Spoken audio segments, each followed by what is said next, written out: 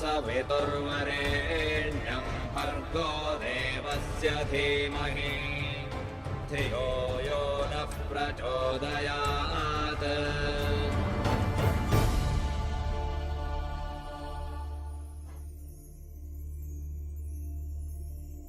नमस्ते। साप्ताहिक कार्यक्रम वेद की शिक्षा में आप सब लोग के अभिवादन करत है जा। परम पिता परमेश्वर से प्रार्थना है कि आप जहाँ भी हुईबा स्वस्थ हुईबा और हमनी के साथ जुड़ल हुईबा।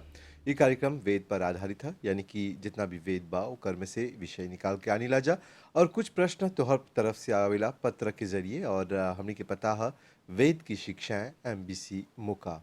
आप लोग टीवी के साथ जुड़ल रहेला, यूट्यूब के साथ जुड़ल रहेला और तोहर व्यूज़ मिलते रहेला, तोहर कमेंट्स मिलते रहेला। एकर खातिर दिल के गहराई से बहुत बहुत धन्यवाद। और ये खास धन्यवाद देवब जा हमनी के पंडिता और आचार्यगण लोग के जो न हैजा परी आ करके आप लोग के जिज्ञासा के दूर करेलन जा।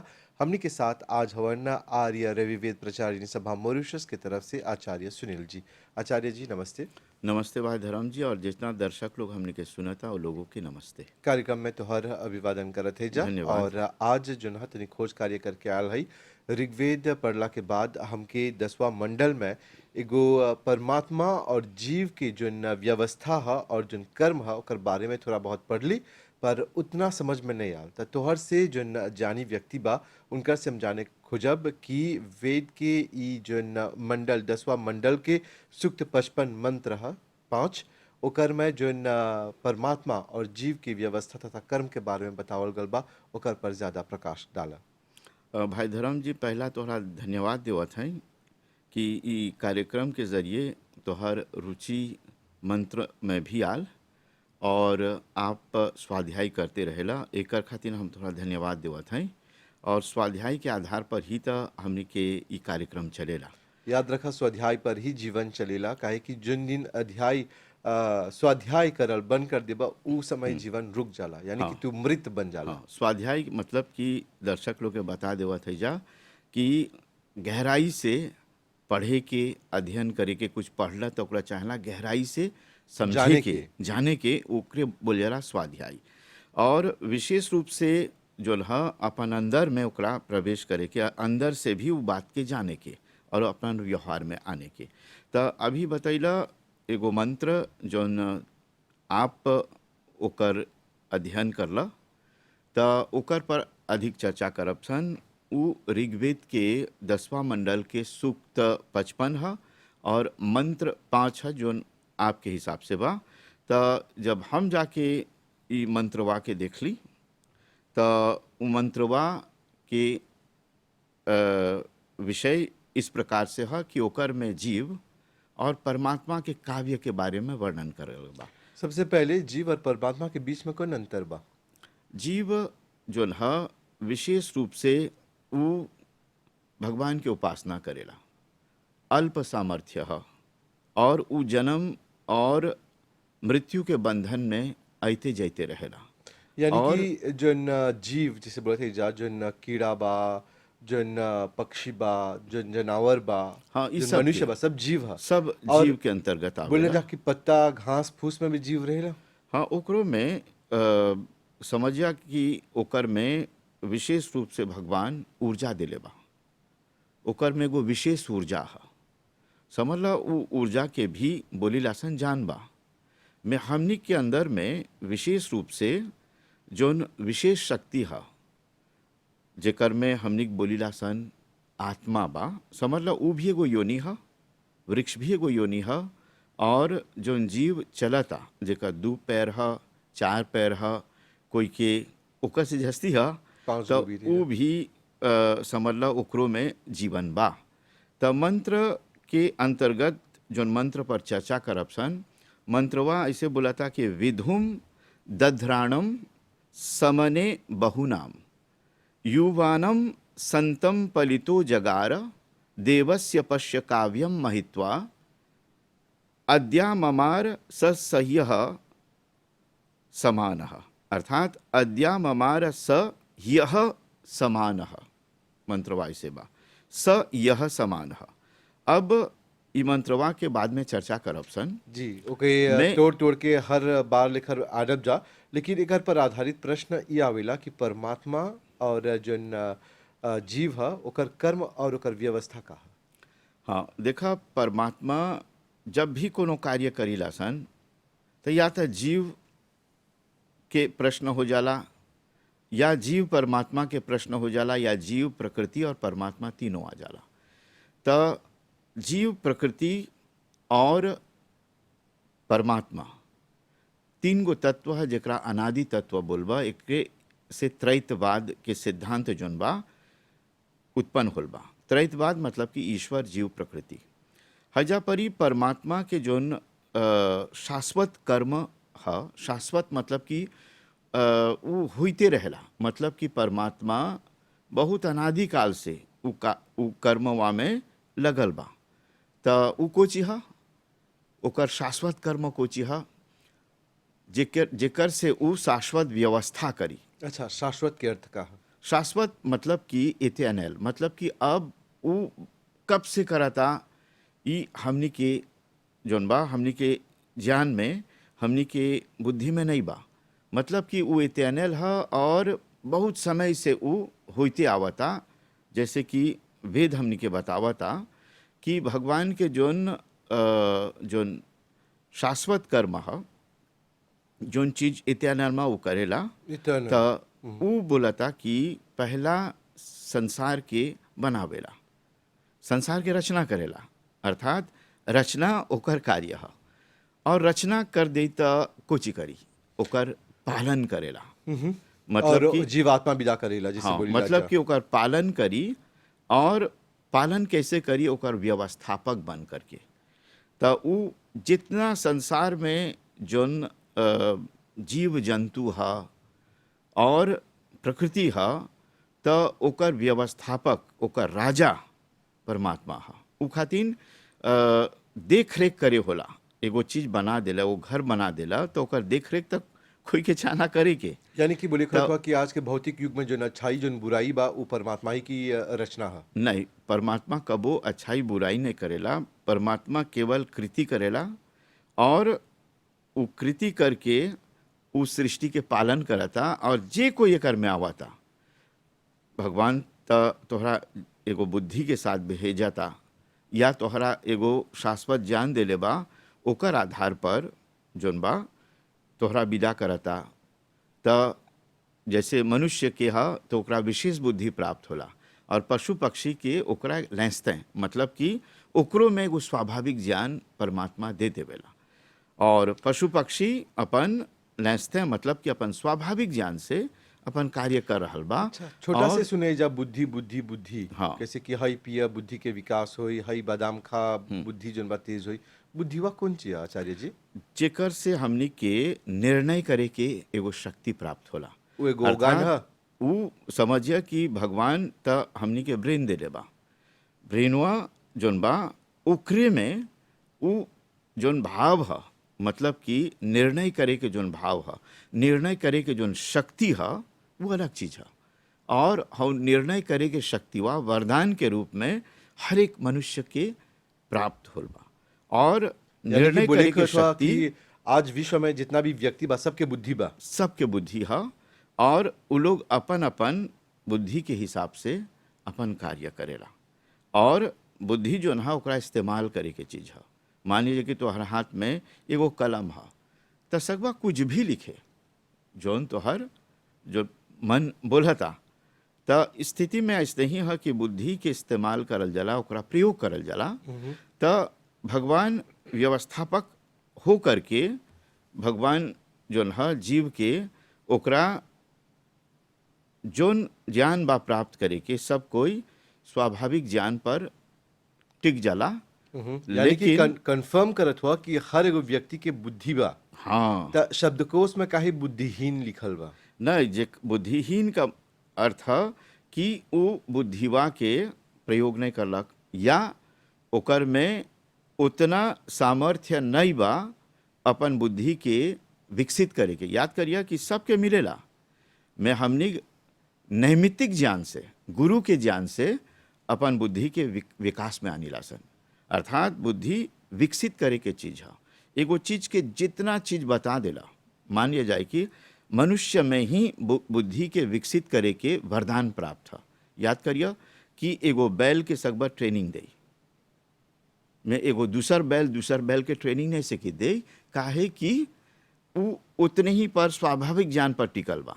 मैं जब एगो मनुष्य दूसर मनुष्य के सिखावेला त उ परंपरावा चलेला, मतलब कि दूसर तीसर के सिखाई, ऐसे जोन ज्ञान के जोन प्रवाह बा एक मनुष्य दूसरे मनुष्य के देले आल बा।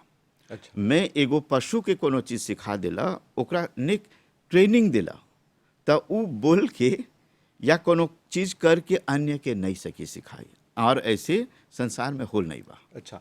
त अभी हमके बोलला कि परमात्मा जन बा सृष्टि के रचना करेला, फिर ओकर पालन करेला, काहे कि वही पालनहारा ह, और ओकर संगे संगे एगो दूसर व्यवस्था ओकर यह संहार करेला। संहार के मतलब का है? संहार के मतलब है कि जब ई संसार पुराना हो जाला, अब कोनो काम के नहीं बात, तोहर घर पुराना होल तनी ढहता, तो या तो ओकरा रेनोवे करबा या तूर तो के ओकरा नवा फिर से बनैबा। तूर के नवा बनैबा। तो संसार के संहार करे के ओकर लक्ष्य है फिर से सृष्टि करे के, मतलब कि ओकरा तुरता ताकि उ चीजवा फिर से सकी नवा रूप से बनाई। सकब जा बोले कि जो महामारी आल बाती कोविड-19 संहार के दूसरा रूप है? संहार भी करेला, मैं तोहरा सावधानी भी करावेला, और साथ ही साथ एगो नया जीवन जिए के मार्ग प्रशस्त करेला। उहुँ। और हैजा परी बोलल जाला कि परमात्मा जन बा कर्म फल भी देवेला। हाँ, ई खाली वो अकेले देवेला?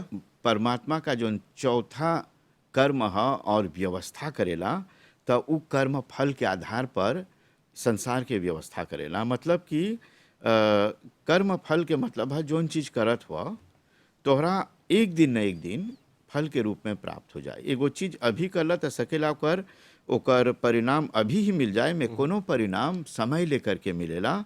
जैसे वो बीज बोइला तब बोलबा कि हाली से फल हो जाए, नहीं। या बीजवा में फल त सकबा अनुभव करे कि एकर में फल बा, में जब ले ओकरा बोइला नहीं और जब ले अंकुरित नहीं हुई, बड़ा नहीं हुई और वृक्ष नहीं बनी, तब परेला तब ले इंतजार करे। त ई परमात्मा जन कर फल देवेला ओकर में पाचिपकी करेला। जैसे कि आज मेरी तो खासी जैसे बोलीला जा, मान ला कि एगो अच्छा कर्म करत हुआ त जन एगो तोहर मान ला कि एगो कंपनी में काम करत हुआ, मैनेजर बा, पीडीजी बा, ई सब जन बा कर्म फल देवेलन जाके एगो व्यक्ति निमन से काम करेला। कबो कबो पाचिपकी भी हो जाला, त परमात्मा के पाचिपकी रहेला। जानेला ई कब होला, जब व्यक्ति अर्थात परमात्मा के जो न्याय व्यवस्था है उ एकदम कड़क है, और जैसन कर्म करला ओकर वैसन फल है। में लोक में अवश्य देखे के नहीं मिलेला। प्रलोभन भी परमात्मा के देवता उ नहीं? प्रलोभन जोन है वो एगो नकारात्मक भाव है जोन विशेष रूप से इस संसार में है। अर्थात प्रलोभन के दृष्टि से या स्वार्थ की दृष्टि से या कोई के पक्षपात करे के दृष्टि से, मान लिया जाए कि एगो परिवार बा ओकरा आगे बढ़ाई के बा, त जोन योग्य बा ओकरा नीचे करके तब ना ओकर ऊपरे उठाई। में जब बोलल जाला कि जहाँ पर अयोग्य के पूजा होला और जोन योग्य व्यक्ति है ओकर तिरस्कार कर देवल जाला, त हौजा परी विशेष रूप से एगो अव्यवस्था पैदा होला और आगे चल करके समाज के नुकसान होला। और जानला जा कि जीवन के 3 गो स्तर बा, जन्म लेला जा, जीवन जीला जा, फिर ओकर बाद मरण आवेला। एकर पर परमात्मा के हाथ बा। कुछ लोग बोला यमदूत ताके ले जाला, त हैजा परी परमात्मा यमदूत तनी कंफ्यूज हो जाइला हम कबो यम कबो। भी परमात्मा के एगो नाम है। हाँ। जब उ कोनो एगो कार्य करेला, माने जाए कि जितना एग्जीक्यूशन होला तो ओकरे शक्ति करेला ना, वो अलग से चीज नहीं है कि एगो एक जना आई तोरा ले जाई। में परमात्मा के व्यवस्था है, इतना ले वो सर्वशक्तिमान है कि विशेष रूप से जब जन्म होला त ओकर कृपा से, और जब इस संसार से विदा होइला सन भी तो ओकर में ओकर कृपा बनल रहेला। त ई कृपावा जब करेला, मान लिया जाए कि हमनी अब इस संसार से जात हैं जा, वो आत्मा और शरीर के जब अलग होला तो वो कौन शक्ति है? परमात्मा ही की शक्ति है। ओकरे उस शक्ति को यम बोलीला सन। कबो कबो मरनी में जेबे त देखबा कि बड़ जना लोग बोलीला कि बुढ़वा जौनवा के खा लेलक। एकर अर्थ का है? हाँ, देखा हई मंत्रवा में ये बात बुझाता कि आप तनी कोना जस्ती हमारे से आगे पढ़ ले हुआ मैं मंत्रवा में बा त ई कर से आगे हमनी के चला जाने के कि ई जोन जीव है उ त हमेशा जे कोई जन्म लेवेला कोई मरे नहीं खोजेला। भाई धर्म जी, कोई भी आप या हमनी हर रोज के प्रातः काल सोचिला सन, उठब सन, जियब सन और जीते रहब सन, और भले से कोई के मृत्यु देखिला सन त कबो कबो आभास होला कि एक दिन हमनियों के बा ई जीवन त्यागे के, हमनियों के बा मरे के। त स्थिति देख के हजा परी जोन प्रश्न बोलला त ई वाक्यवा तो हर ई वेद मंत्र में बा। हौजा परी युवा मतलब कि जवान जीवन के प्रतीक है, अलंकार है। अलंकार के पहला समझे के, और जोन पलितः शब्द आलबा जेकरा बूढ़ा के प्रतीक है त उ मृत्यु के मतलब कि ओकर परिचायक है। त जब मंत्र में देखत है जा कि विशेष रूप से पहला जोन शब्द आवेला, भाई धर्म जी बोला था विधुम। विधुम के मतलब है इच्छा व कामना करने वाला। याद रखिया कि जीव के जोन पहला लक्षण है इस संसार में, जैसे उत्पन्न होला उ जन्म ले लेलक तो ओकर पहला लक्षण कोची है? रोवेला। तो काहे रोवेला भाई धर्म जी? बुलंद से जब नहीं डूबला तो डॉक्टरों के मारेला, ओके रोवाएला, जब में से जनबा के ओकर में जीव बाकी नहीं। हम इतना साइंटिफिक रिसर्च कर ली तब बुलंद जा कि जब लेकवा के मरला जब रोलक तो यानी कि इंटरेक्शन दिखेलक, बतेला कि वो जीवित बा। मतलब कि अब हैजा पर ही जब वेद में देखबा तब बोलेला कि जब इंसान पैदा होला रोवेला काहे कि वो धरती पर आल बा, यानी कि दुख सहे आल बा, वही से रोवेला। काजी तो देखा जितना कोई जन्म लेवेला तो सब कोई सुखपूर्वक जन्म नहीं लेवेला। एगो लड़का जब जन्म लेवेला तो ओकरा परेला रोई के, और हाउ जो रोवाई होल हा कोनो कष्ट होई। त संसार में जब आल हवा त समझ लो पहला द्वार कष्ट के द्वार हा, और जैसे उ रोइलक त कोनो कष्ट से ही एगो व्यक्ति रोवेला। चिलैबा त कोनो कष्ट होल। त सबसे बड़ा जो कष्ट है त बोला था कि ओकर में हर एगो जीव में एगो इच्छा है, वो अपन से नहीं रोइलक, एगो इच्छा ओकरा रोइलक। त जीवात्मा के जोन पहला लक्षण है ओकर इच्छा है। एगो लड़का नहीं रोइलक त का मतलब है कि ओकर में जीवन ही नहीं आल बा। और जब रोइलक त मतलब कि काहे रोइलक, या त एगो कष्ट होल और उ कष्टवा के जब अपनाइबा तब रोइबा। अच्छा, जब हैजा पर इच्छा और इच्छा के बात करते जा तब बोलल जाला कि सृष्टि में द्वंद्व की व्यवस्था बा, एके समझावा। देखा सृष्टि में द्वंद्व है, हमनिग हंसी लासन रोई लासन, एगो द्वंद्व है। मतलब कि सुख दुख, द्वंद्व के अर्थ है पेय, मतलब कि जोन जोड़ा है पेय। त जैसे सुख दुख एगो जोड़ा है, रात दिन एगो जोड़ा है, सर्दी गर्मी जोड़ा है। और जब ये सब चीजवन के देखत है जा त जीवन मरण मतलब कि जन्म लेके मृत्यु को प्राप्त करेगी, ये भी एगो जोड़ा है। त जहाँ जहाँ देखब सन कहूँ न कहूँ एगो जोड़ा अवश्य मिली। सृष्टि उत्पन्न आगे बढ़ता, बिना जोड़ा से आगे नहीं बढ़ी। त द्वंद्व के मतलब है जो दुगो से उत्पन्न होल बा, मतलब कि दुगो शक्ति जब एगो में आवेला तो एगो तीसरा शक्ति उत्पन्न हो जाला। तो स्थिति में द्वंद्व के मतलब है दुख, और द्वंद्व के मतलब है जोड़ा।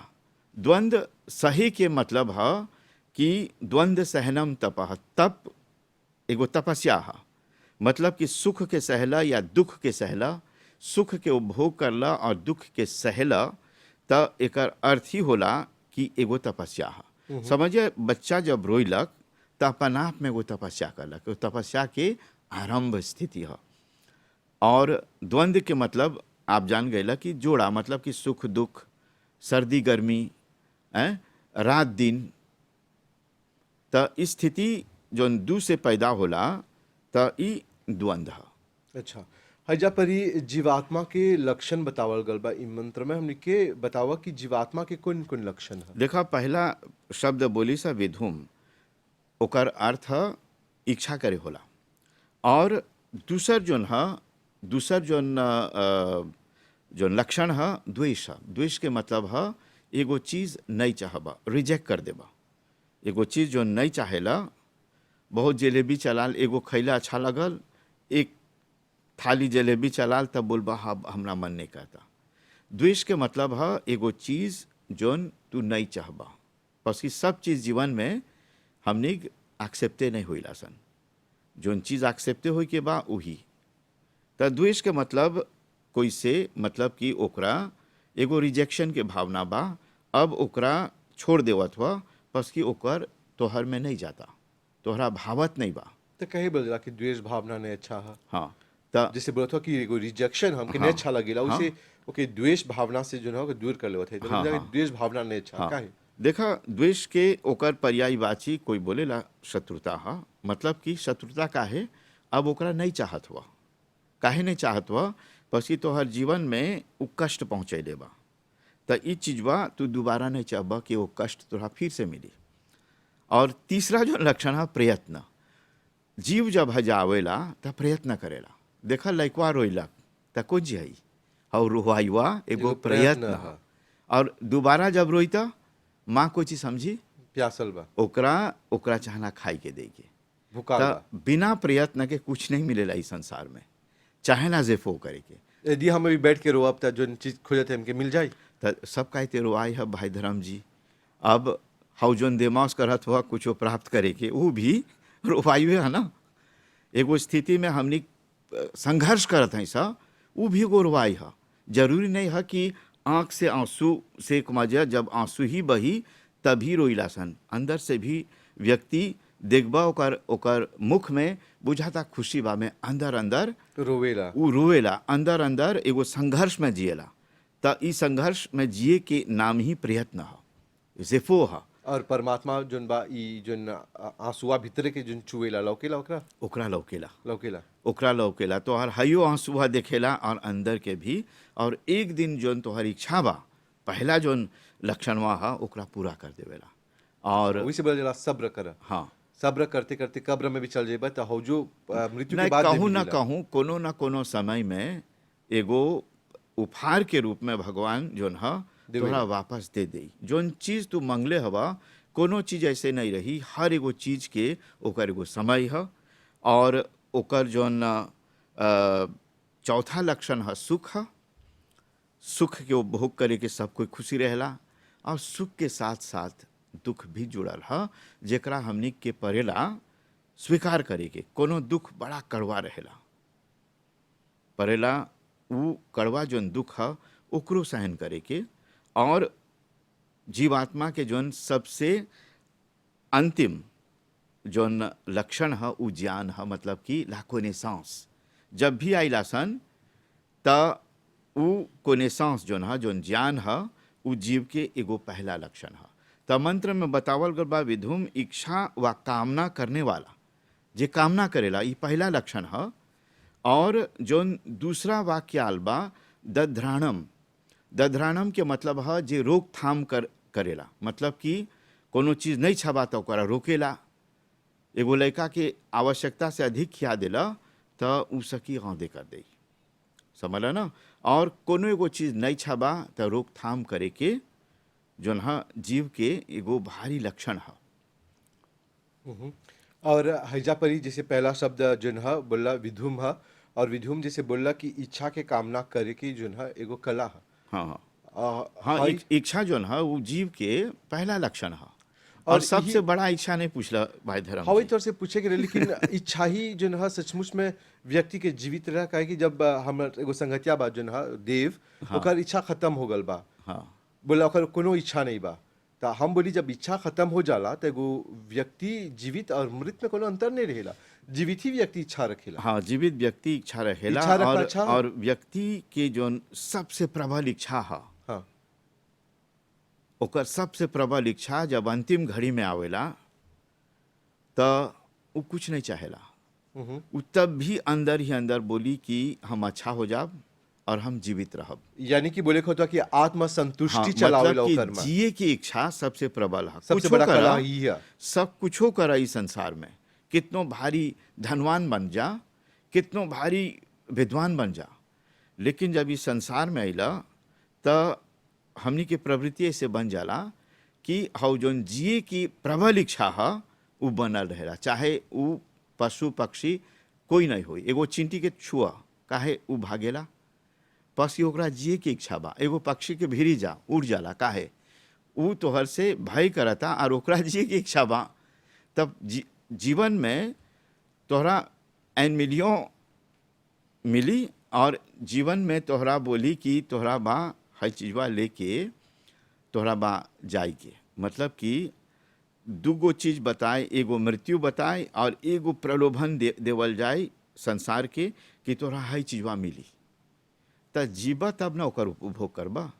त इस स्थिति में व्यक्ति कुछ भी करी लेकिन अंतिम घड़ी में ओकर मन यही बोलेला कि हम जी जाब त इतना धन के सकब उपभोग करे। धन त जब ले हा त हा, भगवान की व्यवस्था है धन। तो वही से बोला जा जान बा त जहान बा। हाँ। यानी कि जब तक तोहर में जान बा सब कुछ अर्जित करे, जब जान ही नहीं तो हाँ, कुछ कर। जान है तो जहान है, वरना सब कुछ शमशान है। वही से बोला देव कि इतना तनाव नहीं लिया, काहे कि जब तक तनाव लेबा जीवन कमती होले जाला। हर क्षण जोन बातें तनाव लेबा तो जिंदगी कमती होले जाला, ई सुन ले है। और आचार्य जी तोहर संगे बात करते करते कब बखत निकल जाला पता ही नहीं चलेला। काश हमनी के जोन बा इच्छा रहत एक बढ़ाए के सकाम 2 मिनट करके कार्यक्रम, पर आज जिज्ञासा है जे पर बुतावत है जा एकरा हमली आवत बार जोन बा जारी रखब जा। याद रखा ई मंत्र में से खाली विधुम शब्द ले है जा जोन की बड़ी दिलचस्प रहल। अभी पूरा मंत्र बाकी बा तावत कुछ ई मंत्र के साथ मिलब जा।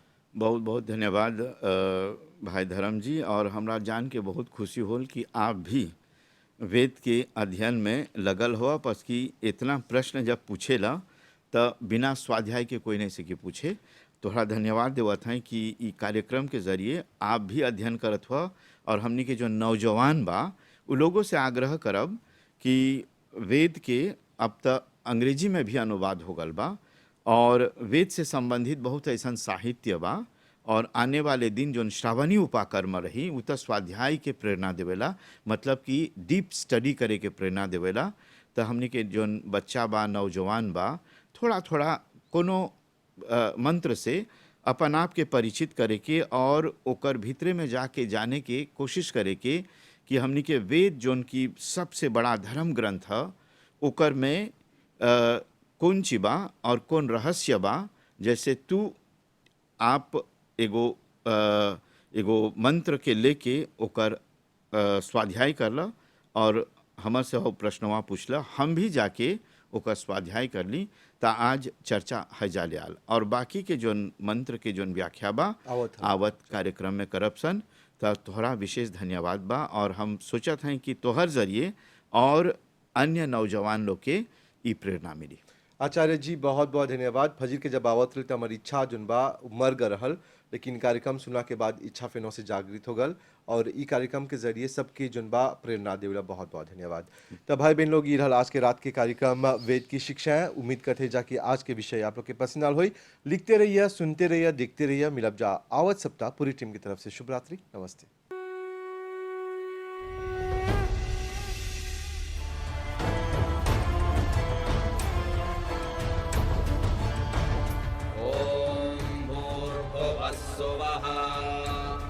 तत्सवितुर्वरेण्यं भर्गो देवस्य धीमहि धियो यो नः प्रचोदयात्।